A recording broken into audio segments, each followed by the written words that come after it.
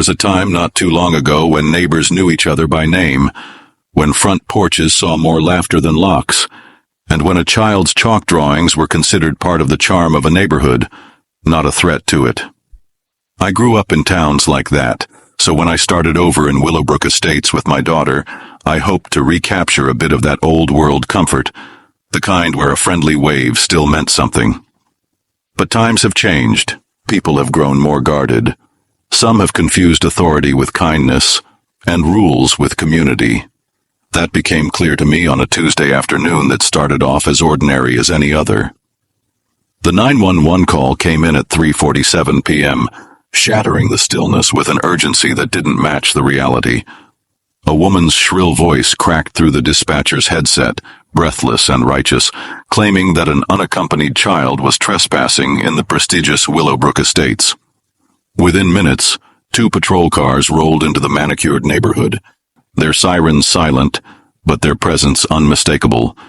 Curious eyes peeked from behind pristine curtains. But what the officers found wasn't vandalism or vagrancy. It was a little girl. My daughter, Emma, 7 years old, carefully drawing flowers on our driveway in blue, pink, and yellow chalk. Nearby, a red-faced woman in designer athleisure pointed and yelled, demanding immediate arrest. Let me back up a bit. I'm Marcus Thompson, county sheriff for the past 8 years. 6 months ago, after the dust finally settled on a difficult divorce, I moved to Willowbrook with Emma for a fresh start. The neighborhood looked perfect. Quiet, tree-lined streets, decent schools, and a reputation for being family-friendly. What I hadn't accounted for was the force of nature named Patricia. Patricia, Patty Hastings, the self-appointed queen of the Homeowners Association. And as I'd soon find out, an absolute terror in yoga pants. That day began simply enough. Emma and I were still getting our bearings, unpacking boxes, making our house a home. I'd taken the day off to put together her new bookshelf, and she asked to play outside while I worked. I watched her from the window, the late afternoon sun warming the pavement as she crouched down, crafting a sidewalk garden with her chalk set. I didn't notice Patricia until I heard the urgent clack of heels on pavement.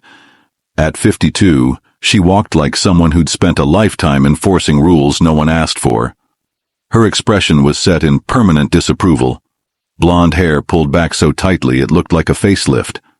She marched across my lawn like a general, barking something at Emma I couldn't make out. My daughter looked up, puzzled, clearly unsure why this stranger was looming over her like a storm cloud. I hurried to the door just in time to see Patricia whipping out her phone. Emma ran to me, frightened, her voice trembling as she said the lady told her she wasn't allowed to play here, and that she was calling the police. I told Emma to keep drawing and stepped outside to deal with Patricia. She was pacing our sidewalk like a drill sergeant, talking loudly about suspicious activity and unsupervised minors. I approached calmly and introduced myself as Emma's father and the new homeowner. She didn't so much as blink.